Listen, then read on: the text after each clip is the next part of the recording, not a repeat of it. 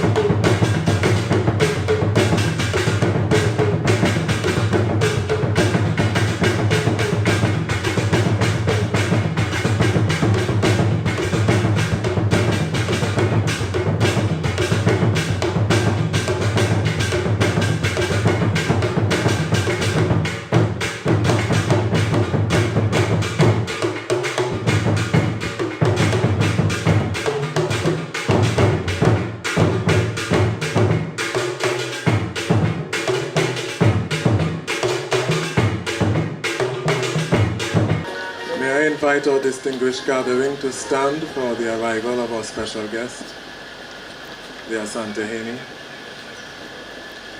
Otumfuo Osei Tutu II.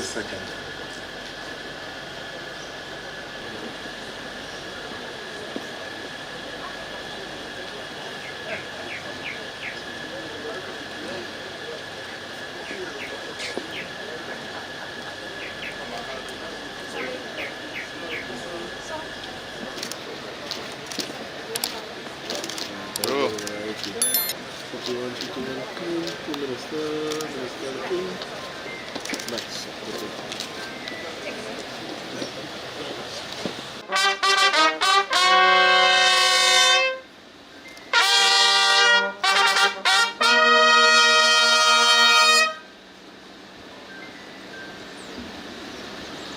please remain standing for the national anthem.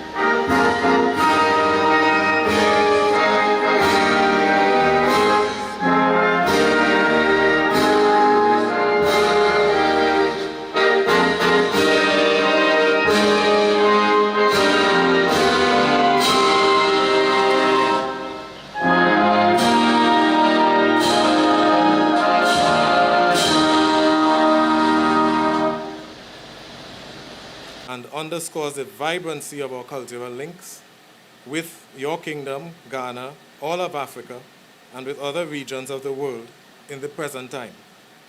It is said that a river that forgets its source soon dries up. We are privileged in this country to be able to celebrate the confluence of so many rivers of cultural diversity, and Otumfuo's presence here today is an extra special honor as we celebrate Emancipation and our Pan-African heritage. At the heart of our Emancipation celebrations is the triumph of the human spirit, the struggle of the downtrodden against cruel and sustained forms of oppression, the casting away of the shackles of human bondage, both physical and figurative. Our celebration is about the re-imaging of ourselves and the continuous reimagining of our potential as we acquire and instill more knowledge of our past and our long-standing traditions of governing ourselves, which centuries of chattel slavery attempted to erase from our collective memory banks. Our celebrations are also about the dissemination of that knowledge, along with the concomitant wisdom that is distilled through its application for the benefit of all peoples. There is an old maxim which states that the rain does not fall on one roof alone. Adversity is overcome together, and good fortune is doubled when shared. Both the hardships of the past and the blessings that have accrued to our modern society from the struggle to overcome are experiences to be shared for the common good with everyone. We recall with particular solemnity and also with much admiration the presence of Asante Hene's royal relative and forebear, Nana Kofi Tim, Prince Kofi Tim, in this country during our British colonial past. One particularly outstanding contribution of his at this very site, while working with the governor and the then military establishment, was that of designing and leading the construction of the signal station here at Fort George in 1883. That Victorian-style structure served both the port and the army in the days when the strategic positioning of forts such as these was essential to the defense of the territory. Today, Fort George retains a special splendor for the lovely view it still affords us of Port of Spain and its environs. I can well imagine that by way of accessing his inner spiritual peace, Nana Kofi and team could, in all tranquility, look out with a vision that not only took in the harbor below, but also permitted him to see with his mind's eye all the way back to the proud and lofty Asante capital of Kumasi and the Golden Throne, despite his actual physical distance from home. We can take to heart from his achievement and all of our past triumphs that even the seemingly most meager portion of divine essence residing within us is bigger and more forceful than the most gigantic of challenges that lie before us. Meda Wase, I thank you. It is now my pleasure to call on Ms. Nezian Ranut, Heritage Preservation and Research Officer of the National Trust, to bring us special words of welcome. Your Royal Majesty, Otumfuo Osei Tutu II, the Asante Hene, Senator the Honorable Randall Mitchell, Minister of Tourism, Culture and the Arts. Senator the Honorable Dr. Amory Brown, Minister of Foreign and CARICOM Affairs of the Republic of Trinidad and Tobago. The Honorable Penelope Beckles Robinson, Minister of Planning and Development. Senator the Honorable Paula Gopi-Schoon, Minister of Trade and Industry. Your Excellency Samuel Ya Nsia, High Commissioner for the Republic of Ghana to Trinidad and Tobago, other specially invited guests, members of the media. I am Nasiaman Ranut, and on behalf of the National Trust of Trinidad and Tobago, I extend a warm welcome to you all. Our organization, established in 1991 under the National Trust Act, is dedicated to preserving and safeguarding the natural and tangible heritage of our twin island nation. Through advocacy and the promotion of historic legacies, we strive to bridge the gap between the past and the present, encouraging reflection on our history and inspiring a brighter future. We are particularly happy to be here at Fort George, one of the many significant sites on our inventory of heritage assets, as it unveils the captivating stories of our past. Just yesterday, we commemorated 185 years since legal emancipation of the enslaved. On this occasion, we acknowledge a connection rooted in history and shared ancestry. Aside from an obvious ancestral connection, the 20th century Pan-Africanist movement further strengthened these ties, resulting in cultural exchanges and profound tributes, such as Lord Kitchener's anthem, Birth of Ghana, a celebration of Ghana's independence in 1957. Great leaders like Kwame Nkrumah continue to be cherished legends, revered not only by our social and political figures of the past, but also by the present generation, many of whom have embraced African-centered values. No doubt, our shared experiences unite us in a powerful bond of solidarity and mutual respect. As the agency responsible for preserving our tangible and natural heritage, we cannot overlook the efforts of our ancestors who, despite facing dreadful circumstances, contributed significantly to the contribution of historic landmarks like Fort George. Their resilience and sacrifices paved the way for Trinidad and Tobago we know today, and we honor their memory as we work to preserve their legacy. Fort George, formerly known as La Vigie, holds a prominent place in our history. Constructed in 1804 under the direction of British Governor Brigadier General Sir Thomas Hislop, it stands as a testament to the island's fortification during the Napoleonic Wars. However, it is crucial to recognize that Fort George, like many structures of that time, was built on the backs of the enslaved. Approximately 750 enslaved individuals were recruited to build Fort George, and their contributions were invaluable.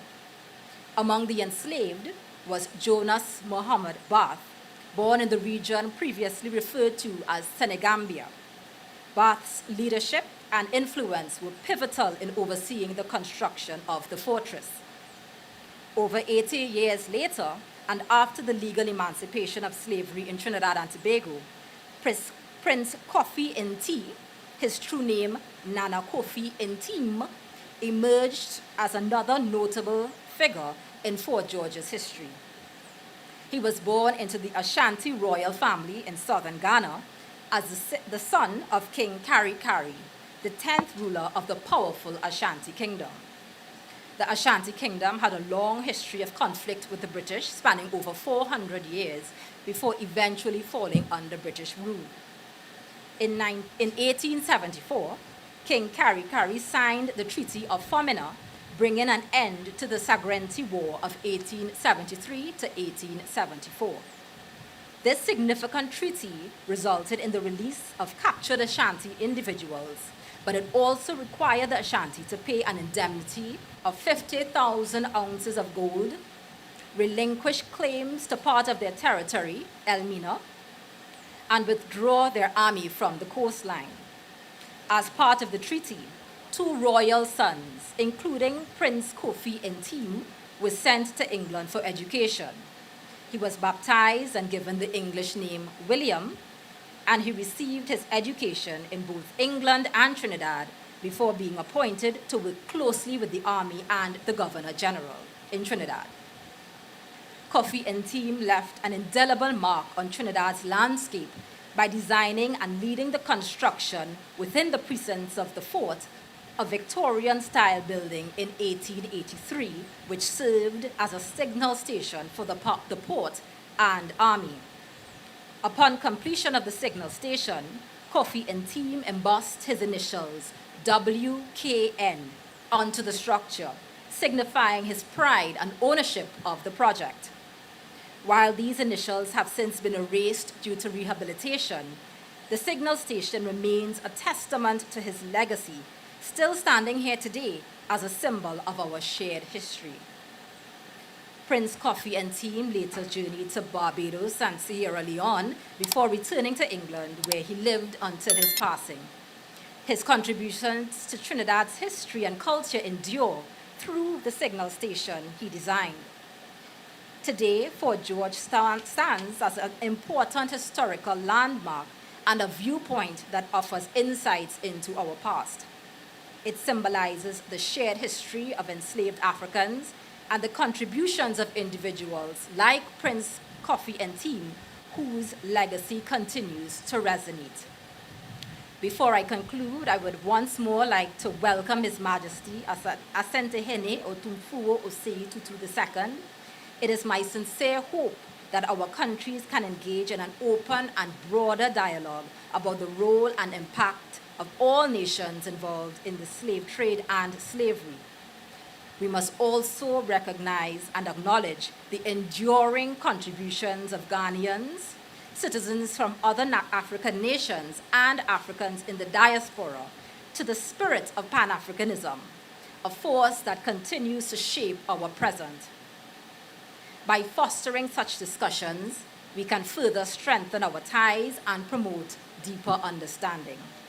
Together, we can embrace our shared heritage, learn from our past, and work towards a brighter future. I thank you. Your Royal Majesty, Otumfuo Osei Tutu II, my cabinet colleagues, the paramount chiefs and chiefs of Ashanti, other distinguished guests, specially invited guests, members of the media, good morning. On behalf of the Ministry of Tourism, Culture and the Arts, it is a privilege to bring greetings today at the historic Fort George here in St. James, Port of Spain. As Minister, I am deeply honored to address you on this momentous occasion, celebrating the remarkable historical significance of Fort George and the invaluable contributions of Prince Kofi Ntim of Ashanti, West Africa, in constructing the signal station atop this majestic fort. Fort George is a timeless emblem of our nation's past and holds a special place in our hearts and minds, for it bears witness to the interwoven threads of history that have shaped the cultural tapestry of Trinidad and Tobago. Originally built under British rule, the fort served as a strategic vantage point to safeguard our beloved islands from potential threats and incursions. But it is the signal station constructed by Prince Kofi Ntim of Ashanti that adds a profound layer of significance to this iconic landmark. Today, as we delve into the historical significance of Fort George, we can also recognize the transformative impact that this site has had in attracting visitors from near and far. Fort George stands as a testament to the global connections that have defined our history and enriched our cultural heritage. Travelers in search of authentic cultural encounters find solace within the walls of Fort George as they learn about the astonishing tale of Prince Kofi Nt, a man whose journey from West Africa to our shores left an indelible mark on our collective identity. This exemplifies the resilience, determination, and ingenuity that runs through the veins of our nation. His contribution on the island of Trinidad, and more particularly to the construction of the signal station, reflects the lasting legacy of African heritage and traditions that have become an inseparable part of our Trinbagonian life. Your Royal Majesty, your presence here today serves as a profound reminder of the enduring ties between Trinidad and Tobago and Ghana. Your visit honors the shared history and cultural exchanges that have enriched both our nations. Your presence symbolizes the strength of the bonds we have forged and serves as a beacon of hope for future collaborations and partnerships. Fort George, with its rich historical narrative and architectural splendor, stands as a magnet for cultural and heritage tourism. And to ensure its continued significance, we continue to invest in its preservation and promotion. In conclusion, this fort serves as a living testament to the unity of our past and the richness of our shared heritage. Let us join hands in celebrating the tapestry of our history, embracing our cultural diversity and welcoming all comers to experience the magnificence of Fort George and the spirit of Trinidad and Tobago. Thank you for this opportunity to give these brief remarks, and may this commemorative event be etched in our hearts forever. I thank you. Thank you. The Minister of Tourism and Culture, the Honorable Ministers of State here present. My delegation and I are here with emotion as I stand here, at the same time with joy. Emotion that in as far back as 1881, as the occupant of the Golden Stool, Kofi Nt then is my son. And he comes here after he's been taken to Britain, where the British thought that they were going to school him to come back and educate my people, as if we didn't know what we were doing, and that to be schooled in English, as if because my language was not acceptable, to come back and Christianize us. But then the two sons who were taken away, one died, and then one, Kofi Nt, because of tuberculosis, they decided to send him down to Trinidad because the weather was similar to Ghana. And this is the edifice that I see here that he came to design and then construct. So what the British thought they were sending him away, I get a benefit of my brothers and sisters here in Trinidad with this edifice as I stand here.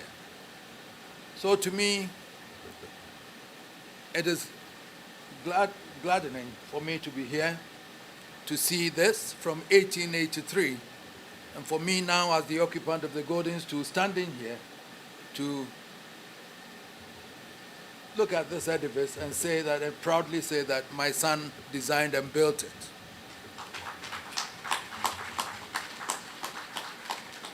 That goes to inure to the relationship between Trinidad and Tobago and Ghana. And this affirms the resilience of the black people, that we cannot and we shall not be conquered or subdued by any other race but ourselves, to develop and then to know that we are, civilization started from Africa. And whether we like it or not, that is how it is. And we have to accept that. The whole world has to accept that civilization started from Africa. It is from Africa that mankind developed into Asia and everywhere else. And therefore we should feel proud that as blacks, my son built this house, designed this one, and therefore I stand here with pride, and I come to Trinidad. When they took my people away from Africa through that gate of no return. They thought I was not going to come back, and I'm here. And I've had people from here also coming to Ghana. So the gate of return couldn't stop us. And we are here now to witness this. The name Kofinti will stand forever. The Asante Kingdom will stand forever with Trinidad and Tobago. And I can assure you that I'm here with pride, standing under this roof, which was designed and constructed by my son. So I thank you very much for this honor of bringing me here. I thank the government and people of Trinidad and Tobago for letting me experience this edifice of a signal that contributes to the security of Trinidad and Tobago. Thank you very much.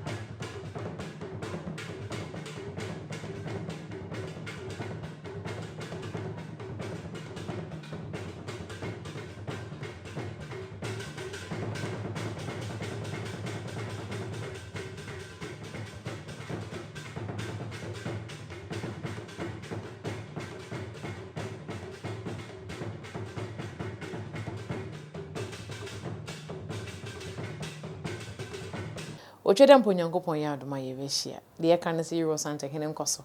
Asante man nkoso. Ghana so nkoso. Midin Edema me Fozia. Makramo.